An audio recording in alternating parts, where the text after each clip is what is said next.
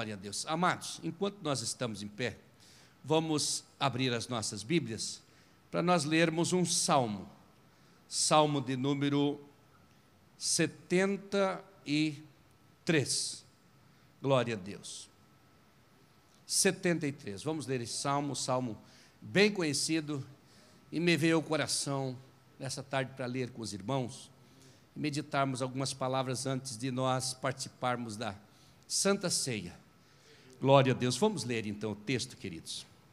Salmo 73. Verdadeiramente bom é Deus para com Israel, para com os limpos de coração. Quanto a mim, os meus pés quase que se desviaram. Pouco faltou para que escorregasse os meus passos, pois eu tinha inveja dos soberbos ao ver a prosperidade dos ímpios, porque não há apertos na sua morte, mas firme está a sua força. Não se acham em trabalhos como outra gente, nem são afligidos como outros homens, pelo que a soberba os cerca como um colar. Vestem-se de violência como de um adorno. Os olhos deles estão inchados de gordura. Superabundam as imaginações do seu coração. São corrompidos e tratam maliciosamente de opressão. Falam arrogantemente. Erguem a sua boca contra os céus e a sua língua percorre a terra. Pelo que o seu povo volta aqui, e águas de copos cheios lhe espremem. E dizem: como sabes, Deus? Ou há conhecimento no Altíssimo? Eis que estes são ímpios, e todavia estão sempre em segurança, e se lhes aumentam as riquezas. Na verdade que em vão tenho purificado o meu coração, e lavado as minhas mãos na inocência, pois todo dia tenho sido afligido e castigado cada manhã. Se eu dissesse: também falarei assim, eis que ofenderia a geração de teus filhos. Quando pensava em compreender isto, fiquei sobremodo perturbado, até que entrei no santuário de Deus. Então entendi eu o fim deles. Certamente tu os puseste em lugares escorregadios, tu os lanças em destruição. Como caem na desolação, quase no momento, ficam totalmente consumidos de terrores. Como faz com um sonho o que acorda, assim, ó Senhor, quando acordares, desprezarás a aparência deles. Assim o meu coração se azedou, e sinto picadas nos meus rins. Assim me embruteci e nada sabia. Era como animal perante ti. Todavia, estou de contínuo contigo. Tu me seguraste pela mão direita. Guiar-me-ás com o teu conselho, e depois me receberás em glória. A quem tenho eu no céu senão a ti? E na terra não há quem eu deseje senão a ti. E na terra não há quem eu deseje além de ti. A minha carne e o meu coração desfalecem, mas Deus é a fortaleza do meu coração e a minha porção para sempre. Pois eis que os que se alongam de ti perecerão. Tu tens destruído todos aqueles que, apostatando, se desviam de ti. Mas para mim, bom é aproximar-me de Deus. Pus a minha confiança no Senhor Deus, para anunciar todas as suas obras. Amém. Sentai-vos, queridos. Este salmo, queridos, é um salmo muito lindo, conhecido de todos os irmãos. Creio que a maioria dos pregadores já pregaram muito sobre esse salmo. Salmo não é capítulo, salmo é número. Nós lemos o número 73 de Salmos. Salmos é dividido em 5 livros. Este Salmo 73 dá início ao 3º livro dos Salmos. É exatamente uma poesia. Quem compôs essa poesia foi Asaf. Quem era Asaf? Asaf era um músico na casa do Senhor. Asaf era um regente do coral do rei Davi. Um homem envolvido nas atividades da igreja. Uma pessoa magnífica era Asaf. Um homem que tinha muitas atividades, um adorador, um poeta, na verdade, compôs esta poesia, esse salmo lindo. Quando estava lendo esse salmo e pensando sobre Asaf, depois de ler o salmo inteiro, 73, os 28 versículos, eu cheguei a uma conclusão que o versículo primeiro é a solução de todos os problemas da vida de Asaf.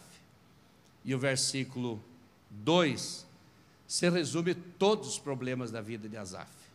E o restante dos 26 versículos não é nada mais, nada menos do que o comentário, ou a narrativa histórica daquele caminho pelo qual ele passou.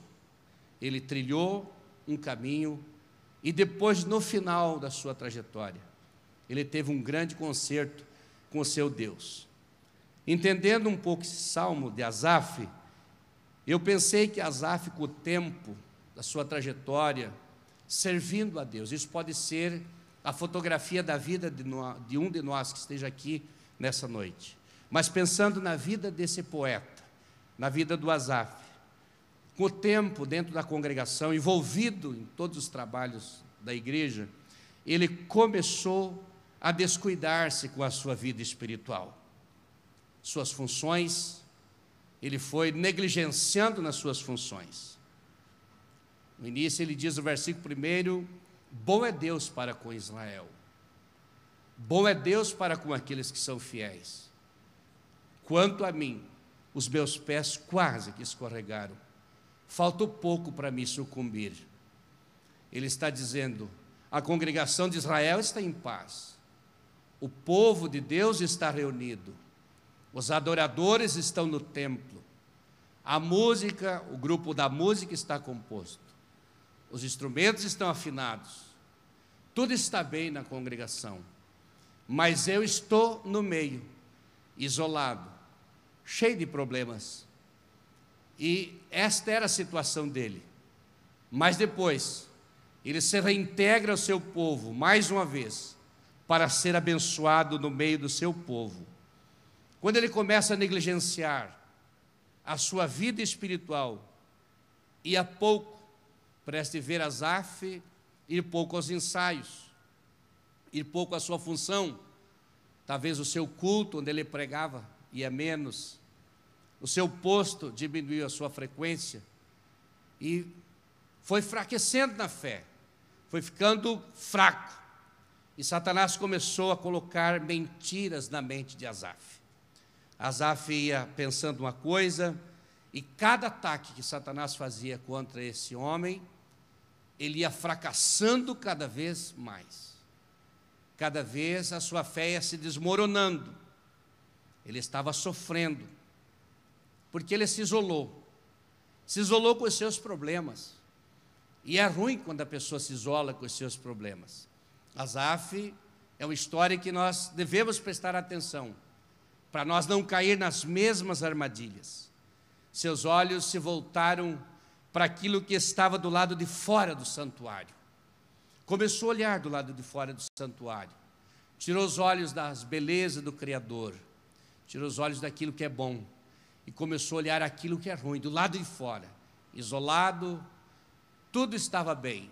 Mas ele isolado dentro, olhando do lado de fora. E a sua fé se esvaindo. Asaf deixou de ser aquilo que era e começou a se sentir mal. Se sentia o patinho feio, se sentia desprezado, se sentia isolado. Ele estava sofrendo muito dentro dele. Não falava, até o momento, parece que tudo está no campo das ideias. Se os irmãos lerem o Salmo com atenção, vão ver que estou narrando exatamente isso. Se sentia mal. Asaf deixou de ser o que era. Sua vida se resumia numa coisa: fazer comparações. Se comparava com as pessoas e se sentia inferiorizado. Se comparava com as pessoas e se sentia o menor. Eu não mereço, eu não sou nada. Cheio de talentos, não aproveitava. Cheio de oportunidades, perdia.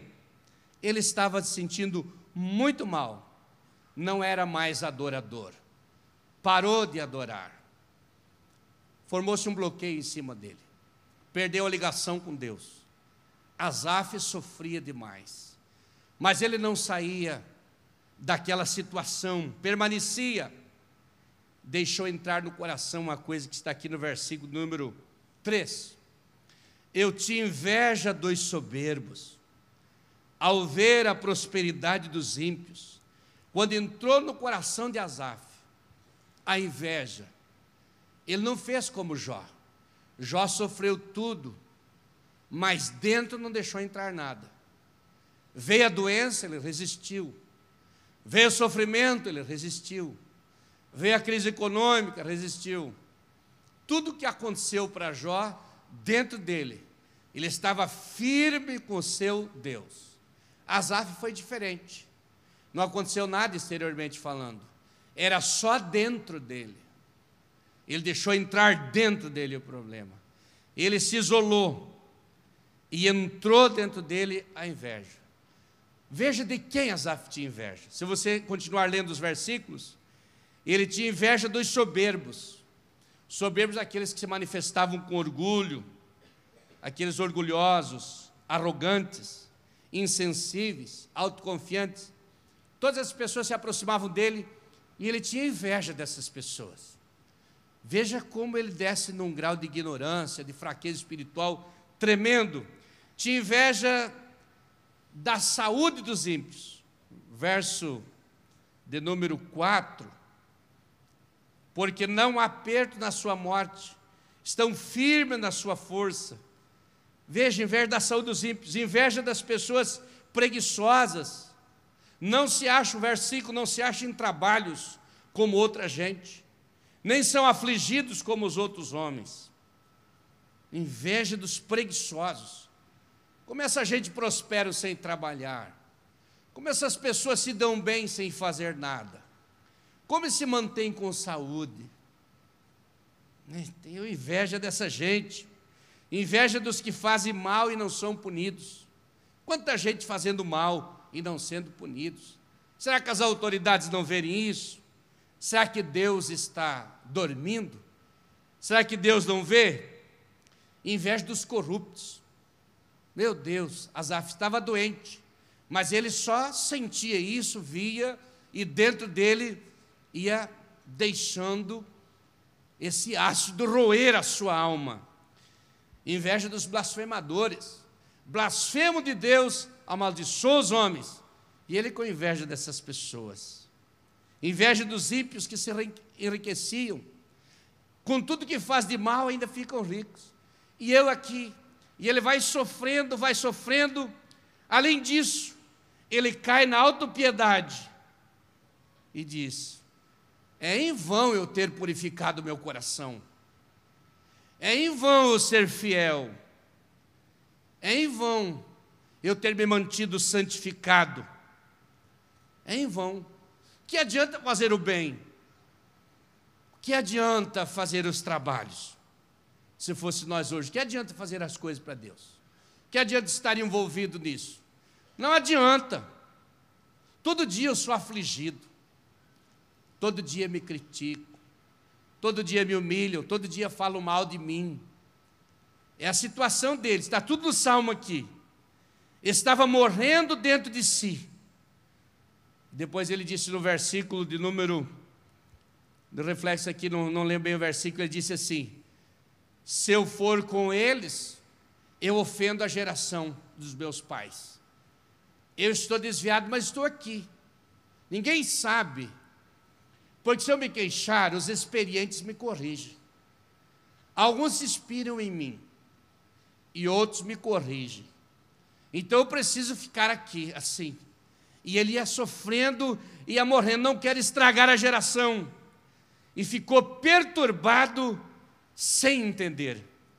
Quando ele fica perturbado, no versículo número 16, e não entende, daí ele desmorona.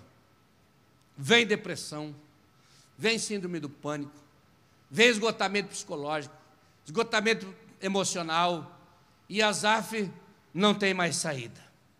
ficou agora depressivo e estava próximo ao maior desastre espiritual que um cristão pode ter. Será que Deus não está vendo isso? Ele perguntava. Será que Deus está dormindo? Será que um dia Deus vai despertar para fazer alguma coisa? Ou se acordar? Mas ele tinha uma saída.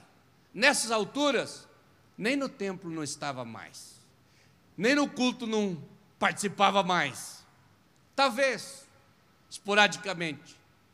Mas no versículo de número 17, só tinha uma saída: entrar no templo. E o verso 17 diz: até que eu entrei no santuário de Deus. E quando entrei no santuário de Deus, eu entendi, glória a Deus, dentro do templo, ele entendeu. Dentro do templo ele foi consolado. Dentro do templo os adoradores estavam lá. Dentro do templo ele tinha paz na alma. Dentro do templo seu espírito sossegou. Dentro do templo a sua fé começou a brotar novamente, glória a Deus. O coração se tranquilizou. E ele começou a entender. Entender o quê? Entender que não são desta forma que Deus entende as coisas. Que a prioridade de Deus é o lado espiritual e não o lado humano. A prioridade de Deus é a salvação da alma antes das outras coisas. Buscar em primeiro lugar o reino de Deus e a sua justiça, e as demais coisas vos serão acrescentadas, glória a Deus. Ele entendeu que os ímpios já nascem desolados, e se não tiver um encontro com Deus, a perdição os espera.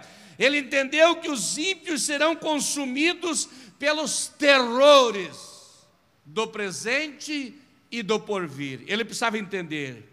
Ele entendeu que a vida do ímpio é como um sonho que quando acorda já não existe mais.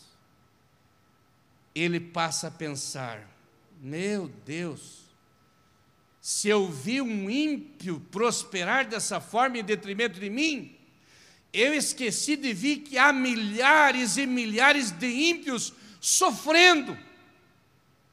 A congregação todos estão bem, mas do lado de fora, se alguns se sobressaíram, na maioria dos casos foi pisando em alguém, na maioria dos casos foi lucrando com tudo, mas a maioria, se um se deu bem, milhares e milhares estão tombando, morrendo de fome, morrendo no pecado, morrendo no vício, morrendo nas quedas do sofrimento.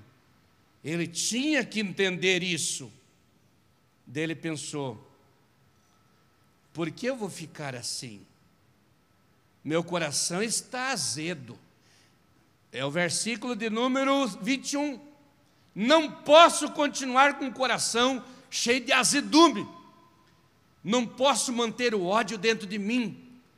Não posso manter essa autopiedade dentro de mim. Eu preciso reagir, glória a Deus. Eu preciso me levantar e lutar. Reconhecer que estou azedo, que estou embrutecido. E ele disse aqui, olha que palavra forte que ele disse, o verso 22. Me embruteci, nada sabia, e eu era como um animal perante ti. Levava tudo no chute, coração cheio de ódio. Mas agora, verso 23, eu preciso exaltar Deus, porque com toda a minha fragilidade, está tudo a continuação, contudo eu estar com o coração amargurado, olhando do lado de fora e com inveja dos malfeitores, não vendo o lado bom do lado de dentro do templo. Deus não me abandonou. Está escrito aqui. Ele me segurou sempre com a sua mão. Na minha fraqueza me segurou com a sua mão. Na minha tristeza me segurou com a sua mão. Enquanto eu odiava, enquanto eu invejava, enquanto eu murmurava, Ele me segurou com a sua mão. Agora o que eu preciso fazer? Reconhecer que Ele me guia com os seus conselhos, me guia com a sua palavra, me guia pelo seu Espírito, me guia pela sua bondade, me guia pela sua misericórdia. Eu preciso reconhecer isso. E no final, me dará a vida eterna. E ele se levanta e volta a ser o Asaf que era. Se esforça para cantar e convida todos para louvar com ele. E convida a todos para pregar e adorar com ele. Volta a ser um adorador. Pode ser exatamente isso que está acontecendo com alguém aqui, aplicando para nós. Tudo está bem, mas alguém isolado. Isolado na congregação, fraco, não tem forças para orar, não tem forças para cantar, não tem forças para exaltar a Deus. E pensando, que adianta? Será que vale a pena servir a Deus? Será que vale a pena adorar a Deus? Mas eu não vou falar nada, porque se eu falar, o meu colega de escola dominical vai me corrigir, lá em casa também, o líder do grupo também, e vai morrendo dentro de si, sem falar nada. Mas há um mistério ao chegar no templo. Eu vou para o templo, e aqui há um segredo na vida do cristão. Venha para o templo, porque no templo você ouve a palavra profética, no templo recebe a oração coletiva, no templo o povo adora, no templo é o lugar de adoração, o lugar da manifestação de Deus, é aqui no templo. Parece que Isaías estava lá no palácio do rei Uzias, e de repente o rei Uzias morre, e ele ficou também perturbado sem saber o que fazia. Porque lá na casa do rei ele tinha conforto. O rei morreu, perdeu o conforto. Para onde eu vou? E ele foi correndo e entrou no santuário. E quando entrou no santuário, ele viu a glória de Deus. E viu serafins que voavam e cantavam, santo, santo. Viu o trono de Deus, viu a glória de Deus.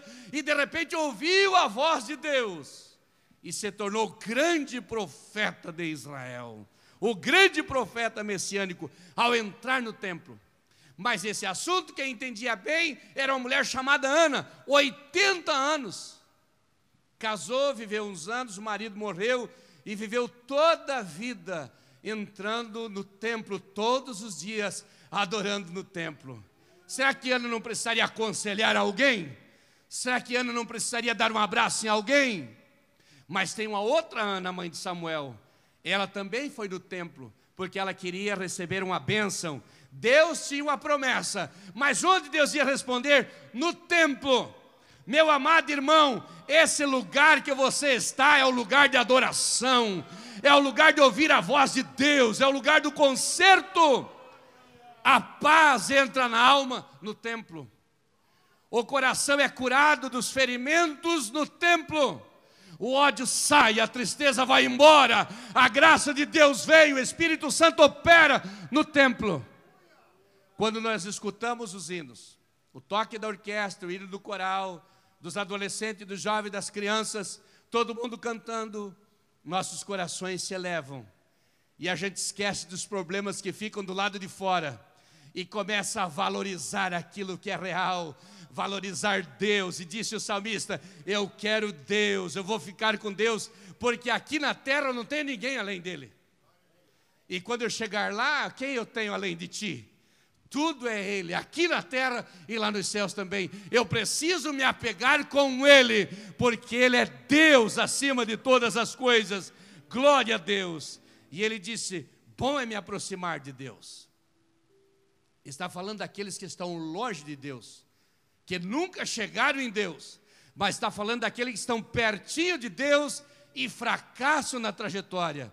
Mas agora com aquele concerto, ele é uma nova pessoa.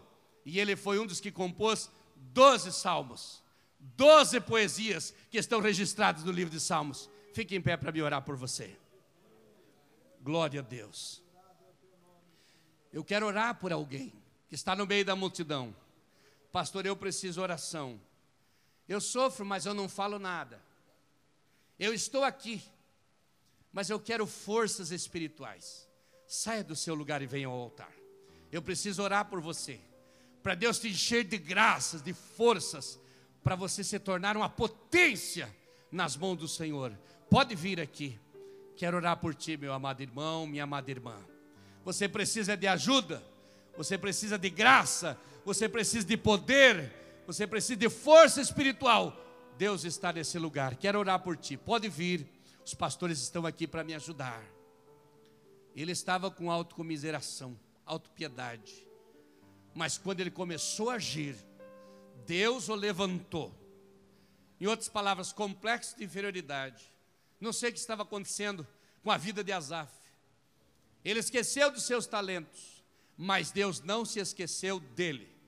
Ele esqueceu daquilo que Deus deu para ele, mas depois ele lembrou mais uma vez e voltou a atuar. Deus quer que você volte a atuar no teu propósito, naquilo que Deus te chamou. Se você cantava, você vai cantar. Se você pregava, você vai pregar. Se você profetizava, você vai profetizar. Se você ensinava, você vai ensinar. Você é um adorador. Você é um adorador de Jeová, um adorador de Deus. Esse é o lugar de adoração. Quer experimentar o avivamento agora na sua vida? Agora mesmo o Espírito Santo começa a trabalhar na sua alma. Pode vir ao altar, eu estou te esperando aqui, porque eu sei que o Senhor Jesus visitou o seu coração. Ele está interessado na sua vida. Ele está interessado em erguer o teu braço, fazer de você forte, fazer de você um crente resistente. Os pastores estão orando. Não precisa ter pressa de fazer essa oração, companheiros. Pode ir orando a Deus. Vai orando pelos irmãos. Vai orando porque Jesus está fazendo um avivamento nessa alma. Quem sabe tem alguém só agradecendo hoje, mas existe alguém no nosso meio que chora dentro de si. Ó Deus, fale comigo. Eu afirmo para você, conforme diz o Salmo, mesmo nas tuas fraquezas, Deus segurou na sua mão. Mesmo nas suas fragilidades, Deus te segurou. É um momento maravilhoso. Vamos orar a Deus agora. Glória a Deus. Glória a Jesus. Aleluia, é um momento especial. Ainda está chegando alguém. Aleluia. Amado Deus e Pai Celestial, aqui no altar estão, Senhor, os nossos amados irmãos. Quem sabe alguém passou por uma luta muito grande. Alguém está sofrendo dentro de si, coração aflito, desanimado. Está olhando, Senhor, do lado de fora, e o inimigo está enganando. Mas o teu servo veio ao templo nesta noite. Teu filho veio ao templo. A tua filha veio ao templo. E aqui no templo entendeu como o Senhor é bom, como as coisas de fora são vaidades, passageiras, frágeis. São coisas que hoje existem e amanhã não. Mas aqui nós entendemos que a vida é eterna, a alegria é eterna, a alegria é perene, é verdadeira. A alegria do teu Espírito Santo, que vai continuar na eternidade, que não termina por aqui, que não termina nesse mundo, mas contigo nós venceremos, contigo nós iremos mais além, contigo nós somos abençoados, contigo nós recebemos ânimo, recebemos coragem, recebemos fé e esperança para continuarmos firmes nessa trajetória. Glória a Deus. Em nome de Jesus, receba a tua vitória. Prostro-me diante da cruz, vejo o sangue de Jesus. Nunca houve amor assim. Glória a Deus. Sobre a morte morte já venceu, sua glória o céu encheu. Receba a bênção. Nada irá me separar. Prostro-me diante da cruz, vejo o sangue em nome de Jesus. Nunca houve amor assim. Aleluia. Jesus está nesse lugar. Sobre a morte já venceu, sua glória o céu encheu. Nada irá me separar.